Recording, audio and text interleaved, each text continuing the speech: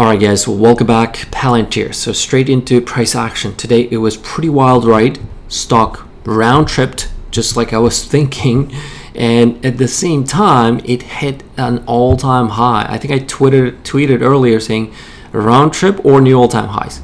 And essentially I took a trade somewhere around here when I think Trump tweeted or somebody tweeted saying, or maybe Jamie Dimon also was speaking around that time about bond market. And stock started declining right back to where it took off. And essentially that's where I closed out my puts, which were weeklies, and I'm glad I closed it out because it did rally right back up into this level. So what I'm watching from here, so this is an all-time high close. You have to remember that I was talking about this one earlier, saying that maybe I think I tweeted that Uber and Palantir probably will be outperforming overall market for the rest of the year. And Uber at the moment in S&P 500 still top 10, the best performing stock, 40% year to date, versus also Palantir, number one best performing stock in S&P 500. Maybe this will be more better visualization for you guys. You just go to Finwiz. We take a look at year-to-date performance. Now I think this is better, right? Better looking chart. What stocks are doing best year-to-date? You can see in technology, we can look at it as a sector, right? So you can see Palantir 74%, CrowdStrike 37%, VRCN 31%, and then you can see Netflix probably 34%. So in terms of like, these are standing out, right? Uber 39%. So these are the best of the best performing stocks. We have a General Electric right there performing pretty crazy. Philip Morris year to date 50%. So these are the best stocks, okay? So you have to remember that, okay? And but at the same time, I'm not afraid to go in and out both to the downside and to the upside. I have already given an example of a chart where I think it's trading like Nvidia's chart from 2024. I'm not going to go through that. I'm going to go through the chart of the Palantir. So you can see after earnings report, I was saying that, okay, so pre-earnings pump and it would fade, but again, it didn't last too long. I thought it would fade all the way to 50-day moving average, but it hit 105 instead of 100, something like that. I was watching. This is the moving average somewhere right here. So this is the 50-day somewhere right there. So well above all of its moving averages. So it dipped after earnings and it's grinded ways back up to highs. And today, the highest closing price ever for Palantir, okay? But all-time high print, we have 133.49. And if it breaks out, I'm essentially looking for some sort of a fade. But this volume was insane today. And I think I posted one more thing right here that from volume leaders, number 3 ranked order came in at freaking TP top, where 1.9 billion and 200 million worth of shares were dumped at the close, and after market close, you can see $2.2 billion essentially for the stock. And I'm 100% sure this is profit taking, this is essentially selling. And then we can go all the way, maybe show you 90 days of price action and just show you where the other orders came in. So you can see where we saw these sorts of order come in, large orders. Last time it was like around like into the March where stock took a little bit of a correction dip. So if I see more of these prints, let's say Monday, if it tries to push higher and more of orders come in, I'm expecting for some sort of a correction for Palantir. At the same time, can it squeeze? Possible. Everything is possible.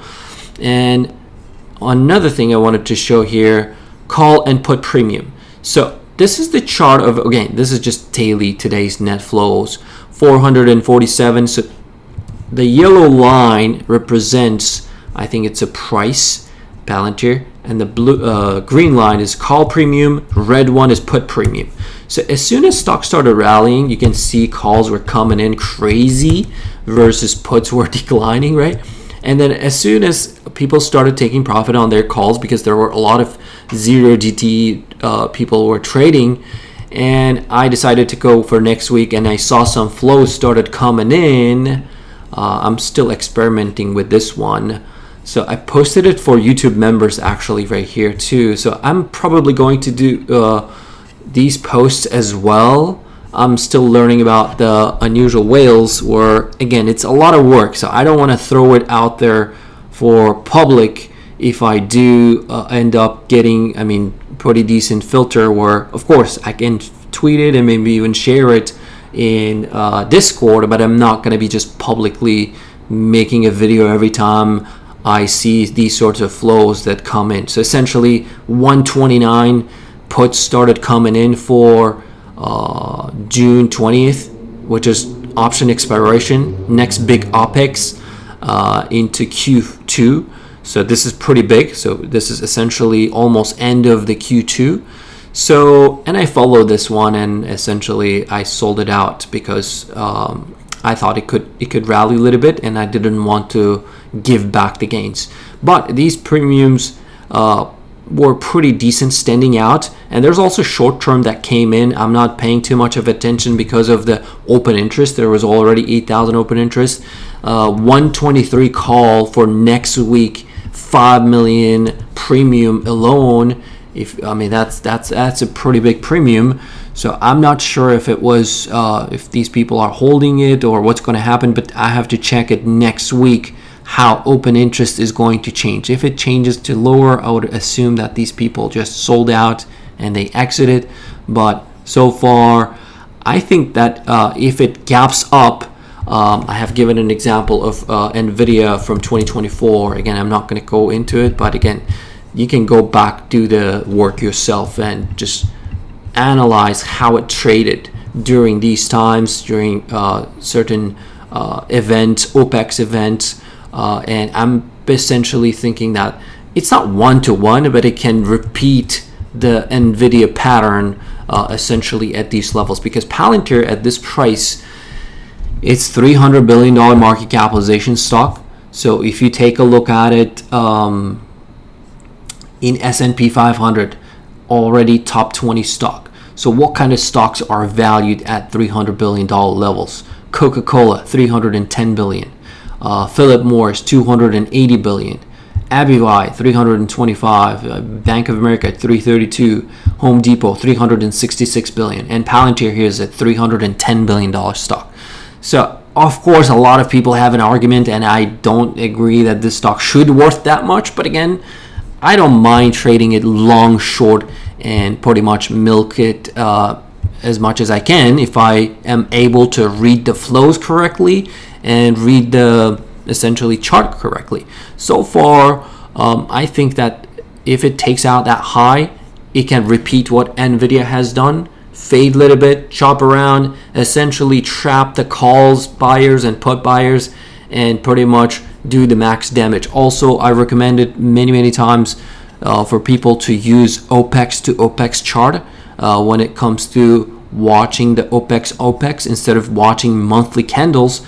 So in my opinion, even if it goes down or up, it will finish the OPEX wherever it opened, which is somewhere around 129. So come, let's say this is what, 20th of June, which is big option expiration, it can hover around these levels. It can certainly go higher, go lower, but it will finish in this range bound by killing so much premium, which it has done. Again, it doesn't have to. It can certainly break out and run away, just like it has done last quarter, where you can see as soon as it broke out of the OPEX to OPEX, how it finished. It finished from the bottom to high at near highs. It was pretty epic rally, OPEX to OPEX, from April to May OPEX. So, but from May to June OPEX, my bet would be for Palantir